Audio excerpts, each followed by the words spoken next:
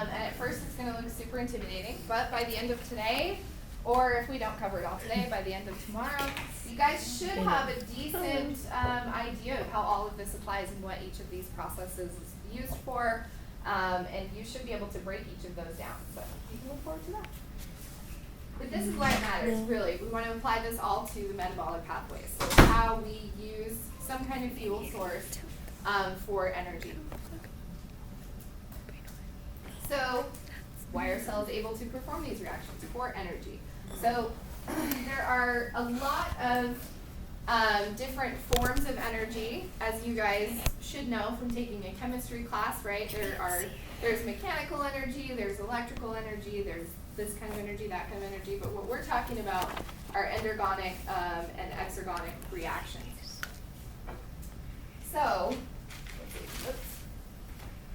So if we were to look at a metabolic pathway, we could break it down into very simple parts and pieces and start to apply the information that we've learned.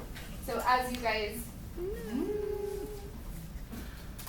You can't see anything on it. What if you shut that door? Do you think it'll help? I think it's the glare this way.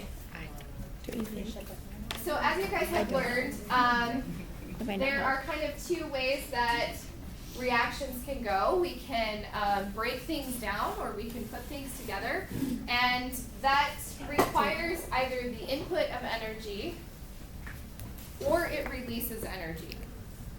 So the reaction can either require energy or it can release energy. And the only way that these reactions are going to be pushed forward is through enzymes. So we are always using enzymes in order to push these reactions forward. If we didn't have enzymes, then the reactions may eventually move forward, but it could take a very, very long time, and we don't have that time. So what you don't see happening in these reactions is that electrons are being pulled out and transferred from one molecule to another. So they're being pulled off of molecules and handed off to another molecule. And when that happens, we get an energy release, because electrons are very high energy. They have a very high amount of energy. And in the case of our goal here, where what we're really trying to do is make ATP, we're using those electrons to actually fuel the reaction that makes ATP. So the electrons themselves, like I said, are going to be shuffled around, and they're going to be carried to a particular reaction called the electron transport chain. And the electron transport chain powers a machine called ATP synthase. That ATP synthase is what makes ATP. So, let's talk about it. Oh, yes. Sorry, do I need to know these equations and all? No, you don't need to know these. No. All right, so basically what you need to know is that it's really all about ATP. That is really, really important. So ATP, adenosine triphosphate, is metabolic money. It's what's going to be used to pay for metabolic reactions. So anytime the cell wants to make something, anytime the cell wants to bring something in that it's not using diffusion, it's going to need to use metabolic money to pay for that reaction. So we have to constantly be making it. And so now we're going to learn about all the different reactions that are responsible for making ATP. So what we do is we basically couple the synthesis of ATP with other reactions in order to push the reaction that makes ATP. So we'll come back to this formula up here in just a few minutes, but I want to focus on the energy consuming reaction first. So when energy is actually being used. So if the whole goal is to make ATP in order to be spent as metabolic money, the reaction that is happening there, and this is one that you will need to know, is basically an ADP plus a phosphate is going to equal ATP. And that requires energy. So, just really quickly, let's talk about what these words mean. ADP, adenosine diphosphate. the D in this case means that we have 2 phosphates. The adenosine, don't pay attention to that. It's similar in both of them, so what we want to look at is what's changing. So we either have 2 phosphate groups, and then we add a phosphate group to the adenosine diphosphate, and now we have a triphosphate, ATP. So 3 phosphates. Pretty simple, actually. Now we're going to look at the structure of ATP and figure out why it requires so much energy to make ATP and why it releases so much energy to break it down. So if we follow this reaction in reverse, all that's happening is we're moving the arrow to a different direction. So now ATP, we're just shaving that extra phosphate group off. So we're taking it from 3 phosphates to 2 phosphates. That's all that's happening. And that's an energy releasing reaction, meaning that basically it is favorable for this to break apart. And we'll look at why that is here in just a second. So, like I said, if we break down ATP from ATP into ADP plus PI, that is an energy releasing reaction. So that means we're spending that ATP and we're breaking it down, and that's going to release energy. When we release that energy, then we use that energy as money. So we can couple that to anabolic reactions. So remind me, what's an anabolic reaction? Anabolic is building. Building, exactly. So anytime that the cell is building something and it needs energy, it needs to pay for building something, we couple that to breaking down ATP. Because the energy is released from this reaction, and so that energy that's released can be used to pay for the building or an anabolic reaction. So that's what I mean when I say ATP synthesis is coupled to reactions. So whether the ATP is being broken down or being built, it's going to be coupled to something else. Now, if we want to make ATP, that is going to cost energy. So you got to spend money to make money. You can kind of think of it that way. So how do we pay for the reaction that makes that ATP? What do? We have to put in the work. So what we do is we couple that to catabolic reactions, or reactions where we're breaking something down. When we break something down, the result of that is a release of energy, and so that can be coupled, that energy can then be spent on synthesizing ATP from an ADP plus a phosphate. So in theory, it's really simple. It's just the coupling of reactions in order to move one reaction forward while the other reaction is releasing energy. So we call this, the big word for this is redox reactions. Can anybody tell me why we call them redox reactions? When you're reducing the, isn't it the hydrogen? So we're reducing some compound, Yeah. whatever that might be. We're participating in a reduction of one compound and the oxidation of another.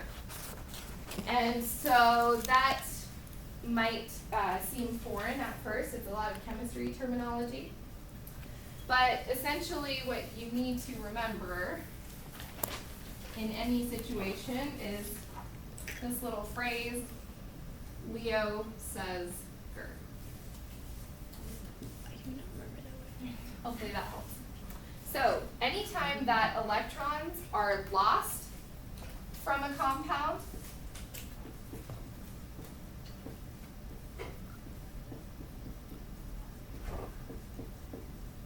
we call that an oxidation. And the compound that is gaining those electrons is reduced. Do I have any chemistry nerds in here? Excellent. So, what is that law? Energy can neither be created nor destroyed. Who said that? It's okay if you don't know. I don't know, and I'm a chem nerd. I can't remember. But there's the idea that energy can neither be created nor destroyed, and you learn that as like basic rule number 1 in chemistry, right? So all energy has to kind of go somewhere. So electrons, being these little packets of energy, they are never destroyed when they are lost. They're simply given to someone else.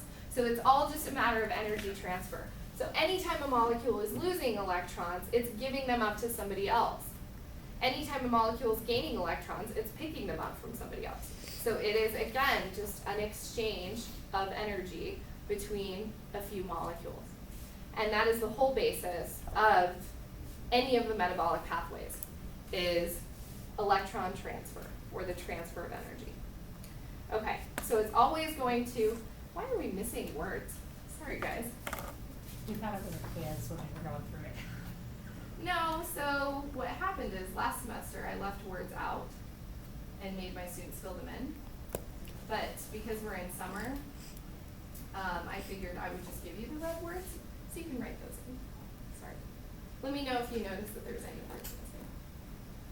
So oxidized, any, so these are some new terms as well.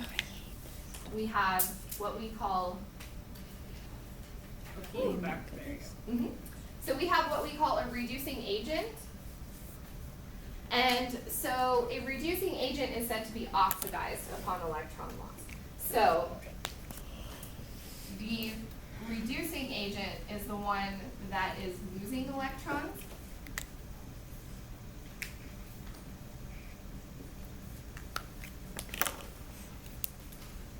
And the oxidizing agent is the one that's taking them.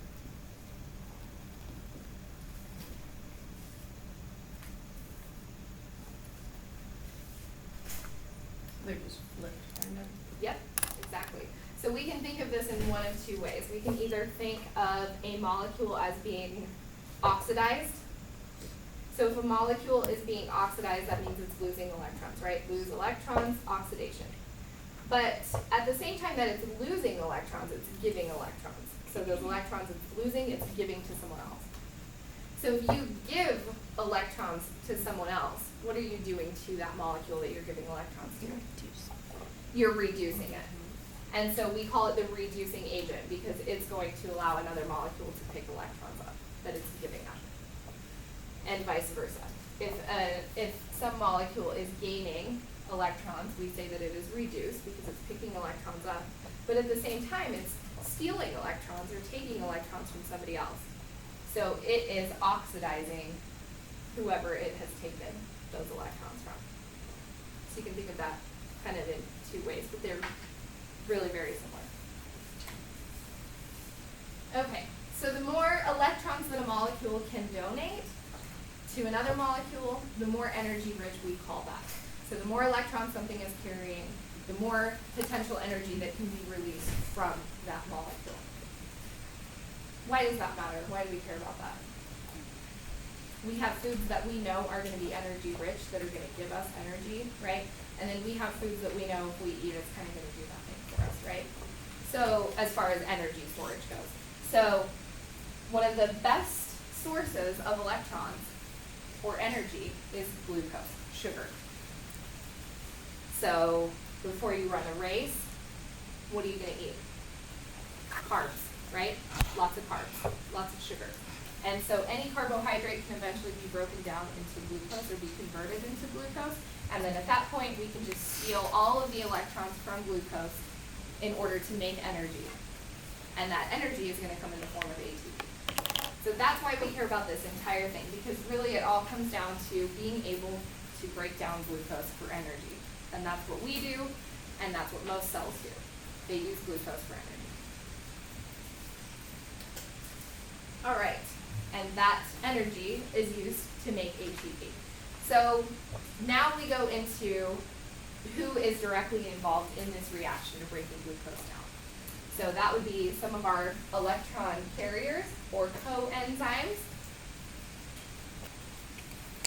So these electrons that are being transferred from one molecule to another, they're not just like floating along in the cytoplasm and being transferred. There are actual molecules that are carrying that electron from one molecule to the other. And these are our coenzymes. So they are the ones that are going to help our enzymes to function better by holding on to electrons for the enzyme as it carries out its reaction. So anytime we convert a molecule from one form to another, there's an electron transfer happening, no matter what. And so it's these electron carriers that are going to hold on to those electrons for the enzyme and take them wherever they need to go. Now, in a lot of cases, these electrons are traveling to the electron transport chain. So as we break down glucose and we strip it of its electrons, those electrons are being picked up and driven to the electron transport chain, which is where the bulk of our favorite molecule, ATP, is going to be synthesized. Let me just make sure we're not missing any words. I'm really sorry, guys. Nope, we're not. So I like to think of the coenzymes as delivery guys, electron delivery guys. That's why I have a pizza delivery guy there, because I like to think of them as delivery guys. Their sole job is to deliver electrons to some place or another, usually to the electron transport chain. Okay, so how ATP is formed? There are two ways in which this can happen. So, like I said, the bulk of ATP is actually going to come from this second bullet point, oxidative phosphorylation.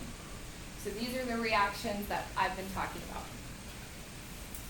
where one molecule is losing electrons and another molecule is gaining them.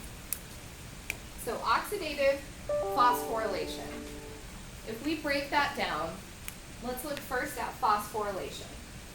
Phosphorylation, and it's the common word in both of these mechanisms, phosphorylation just means we're adding a phosphate group to ADP. That's all it means. So where is that phosphate coming from, or how is that phosphate being added to ADP? That is where these differ from one another. Now, oxidative phosphorylation is through the series of redox reactions. So that's one way that you can remember that. Oxidative phosphorylation, the bulk ATP synthesis, is happening in the electron transport chain through a series of redox reactions. Another way that you can remember this is because in oxidative phosphorylation, who picks up those final electrons? If you read, who is our final electron acceptor? Oxygen. Oxidative phosphorylation. So that's two ways that you can remember that one. So this is where a huge amount of ATP is going to be made, and we'll look at how that reaction occurs in a little bit when we finish up this chapter. Now, substrate level phosphorylation is a little bit different. Substrate level phosphorylation, for one, I will tell you, does not yield as much ATP, and that's important. So it is not the big money maker. It's going to make a little bit of ATP here and there, but not nearly as much as what we see in oxidative phosphorylation. Substrate level, so let's break that down. This means the phosphate group that's being added to ADP to make ATP is coming from a substrate, meaning it's being taken off of one substrate and being added to the ADP to make ATP. So in this case, our reactant must have a phosphate group on it somewhere. And the phosphate group is taken off. The product now is whatever that reactant was minus phosphate. And where does the phosphate go? It gets added to ADP. That's going to make more sense when we look at the process of glycolysis, because this happens a lot in glycolysis. Okay? Yes? In oxidative, did the phosphate come from ADP? So in oxidative phosphorylation, it's a little bit more complicated. So we call it inorganic phosphate. And it's actually stored in the membrane to be added to ADP. So it's already in kind of a storage facility, and this machine that makes ATP is just going to pick up the phosphate from its store. It's just by itself. Yeah, it's just hanging out on its own. Great question. But it's not coming from the substrate. It's totally different. Okay. This is my favorite slide of today. Why do we care about ATP? Why is it worth so much energy? So when we're talking about ATP, all you're ever going to hear is ATP is metabolic money, ATP is energy, ATP is this. But why? Why is it worth so much energy? If you are a chemist, right away you would be able to look at this and tell me why it's worth so much energy. Anyone?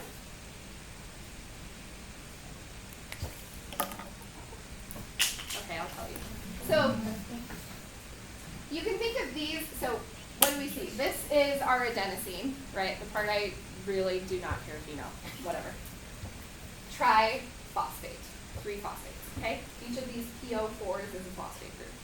So what do we notice right off the bat? First of all, there's 3 of them, okay?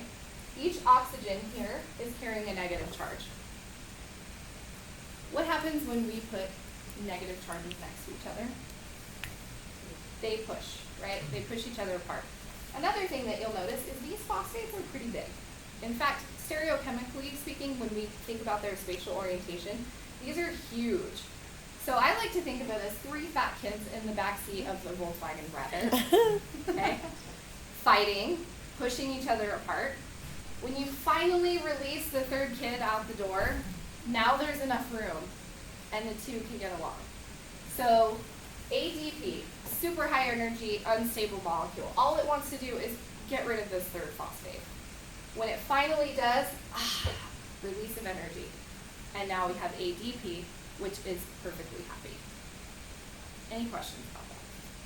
So the release of energy is around 30 kilojoules per mole, and that is a crap ton of energy. Okay. So hopefully that makes sense. That is why. And so that is why it costs so much energy to convince ADP to take on that 3rd phosphate. It's like, no, we're comfortable. We like having these 2. Why do we have to have a 3rd? And you just add it on, but it's going to cost you that. Okay? Is it split between the P and the O, between the left P and the O, or the right P and the O? So what we get is a split right here. And so PO4 takes I.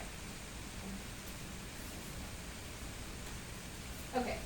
Hopefully this video is helpful in kind of going over everything that I've just said. Oh. Hi. No? That's fine. Okay.